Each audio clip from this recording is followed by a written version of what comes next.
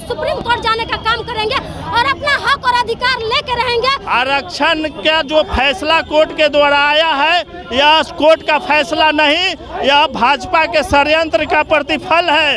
ये कोर्ट के द्वारा आरक्षण को रद्द करना ये दुर्भाग्यपूर्ण है।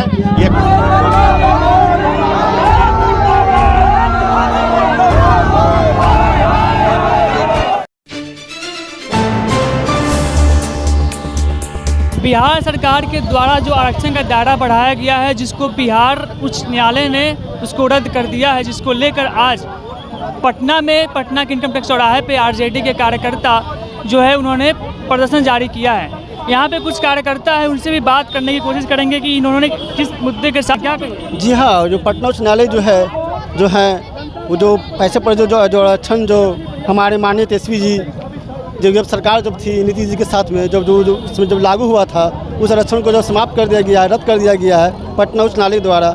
इसीलिए हम लोग यहाँ पर प्रोटेस्ट कर रहे हैं और माननीय मुख्यमंत्री जी से निवेदन कर रहे हैं, हम लोग कह रहे हैं कि किसी तरह से आरक्षण को रद्द होने से बचा लें। चाहे आपके जो प्रोटेस्ट कर रहे हैं इसका कुछ प्रभाव पड़ेगा जो बिहार सरकार है? जी एकदम पड़ेगा, नहीं पड़ेगा कैसे ही। आज तो हम लोग यहाँ हैं, कल देखिएगा पूरे बिहार इसके लिए घोर आंदोलन होगा, जन आंदोलन होगा। और भी कुछ लोग यहाँ पे जानने की कोशिश करेंगे। उन्होंने अब विरोध प्रदर्शन जारी करते हुए पटना के जो है इनकम टैक्स चौराहे पे है और यहाँ पे कुछ लोग हैं जिससे बात करने की। आप लोग जो आरक्षण को लेकर यहाँ पे प्रोटेस्ट कर रहे हैं, क्या कहिएगा? तो हम लोग की मांग है कि हमारे आरक्षण को बढ़ाया जाए। जो नीतीश कुमार के रहते हुए जो खुद आरक्षण में आते हैं, जो ओबीसी में आते हैं, उनके रहते हुए मुख्यमंत्री रहते हुए अगर रद्द हो जाता है तो हम लोग ये लड़ाई आगे लड़ने का काम करेंगे। हम लोग क्या इस प्रोटेस्ट से कुछ प्रभाव पड़ने वाला है जो बिहार सरकार है उस पर? हम लोग का तो काम है कि इसको लागू करा दिया जाए और आगे देखिए अंतिम लड़ाई सुप्रीम कोर्ट के ऊपर है। संविधान का हम लोग साथ देते हैं, संविधान के साथ हैं। उस संविधान के अंतर्गत अगर सुप्रीम कोर्ट वाले अगर हमें न्याय देते हैं तो हम लोग तो न्याय। आप लोग प्रोटेस्ट कर रहे हैं यहाँ पे? भाजपा के लोग की शुरू से ही मंशा थी कि आरक्षण को खत्म कर दिया जाए, जिसकी लड़ाई हमारे तेजस्वी यादव जी ने लड़ा, नीतीश जी के मुख्यमंत्री काल में इन्होंने लड़ा। आज मुख्यमंत्री जी चुप्पी साधे हुए हैं, पता नहीं क्या उनकी सोच है।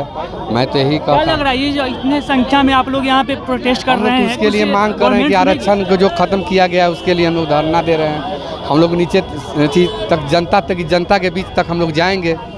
तो यहाँ पे लोगों ने आरजेडी के लोग थे, इन्होंने कहा साफ कह दिया कि जो आरक्षण को रद्द किया गया है इसको अगर बिहार सरकार फिर से लागू नहीं करती है तो हम लोग दिल्ली तक जाएंगे और वहाँ पे और भी कुछ लोग इनसे बात करने की कोशिश करेंगे।